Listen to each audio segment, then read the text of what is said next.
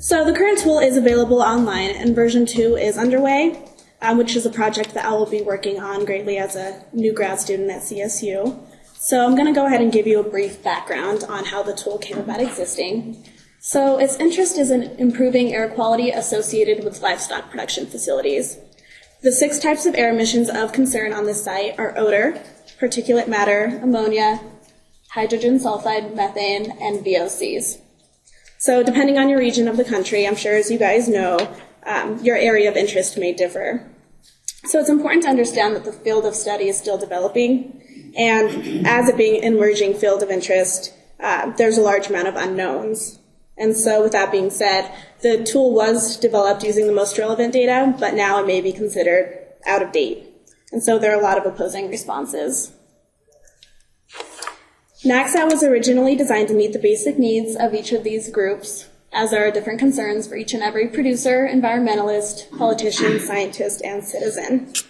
One must keep in mind that there are constant trade-offs associated with altering aspects of management, and therefore the tool may be quite useful in comparing to do a sort of what-if scenario to see how anticipated changes may alter your air emissions before you actually make the changes. So while some groups of individuals may be more so concerned with dust or VOCs, others may be more concerned with odor production. This is Sean Archbeck there in the middle.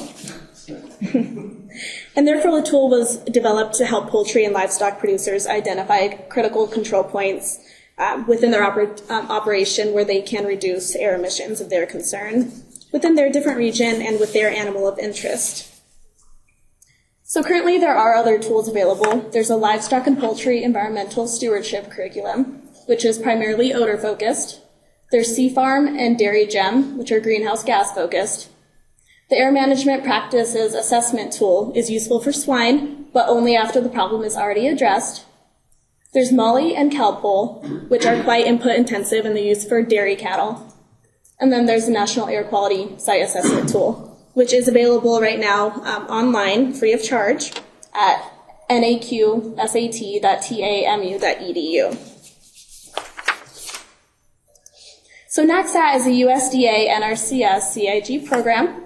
It was originally led by Dr. Wendy Powers of Michigan State University. It was initiated in 2007 and completed in 2010. Now, we have recently received funding for version 2, which is going to be led by Dr. Sean Archbeck. As is now, the tool is for confined animal feeding operations, and at this point there are no sheep included.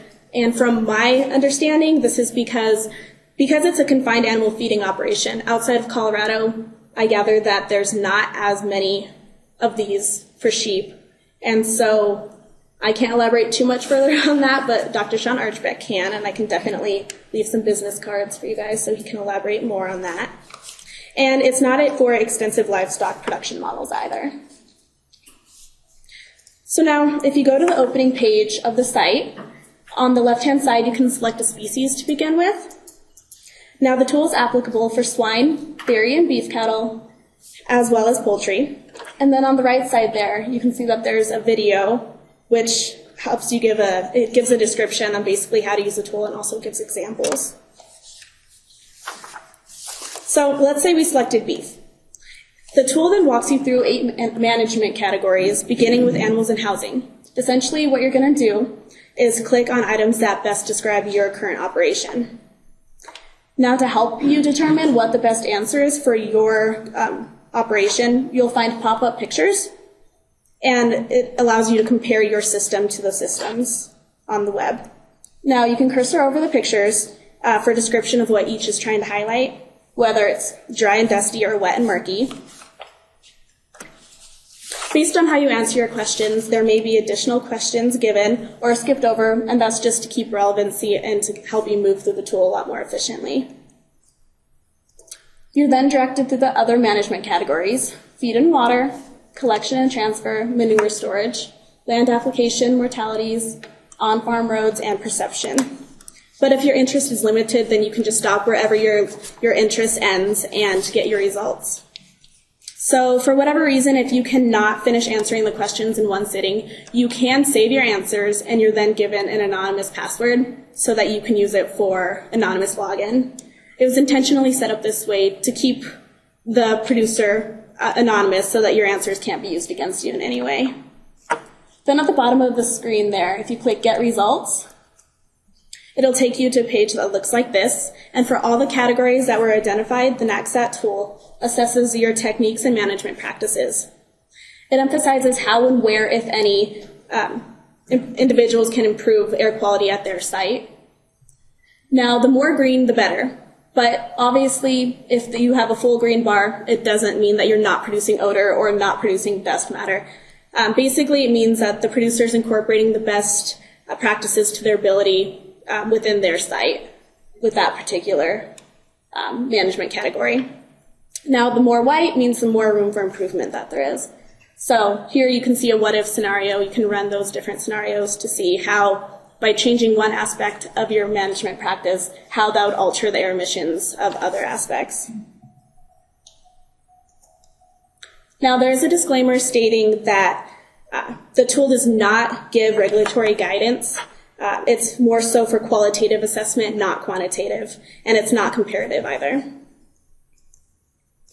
So now there is an overview section which basically describes that the tool is used to assess a producer's performance in minimizing air emissions.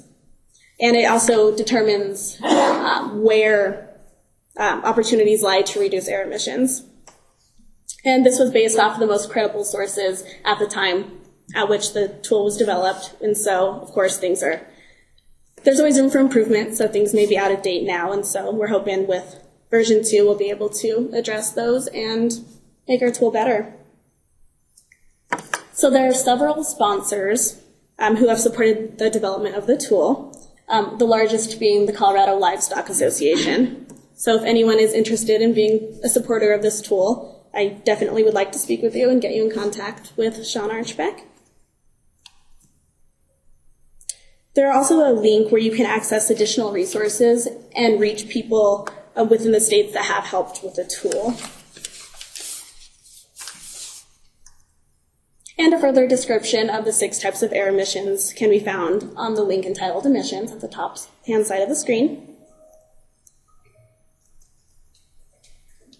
There are many parties involved with the national project, many of which are from CSU and Michigan State and other universities throughout the country. There's also local NRCS involvement. We also strive to keep producers involved. There's currently a strong presence of dairy producers, along with strong representation from beef and swine industries, and it helps us keep grounded and more on track with high priority concerns.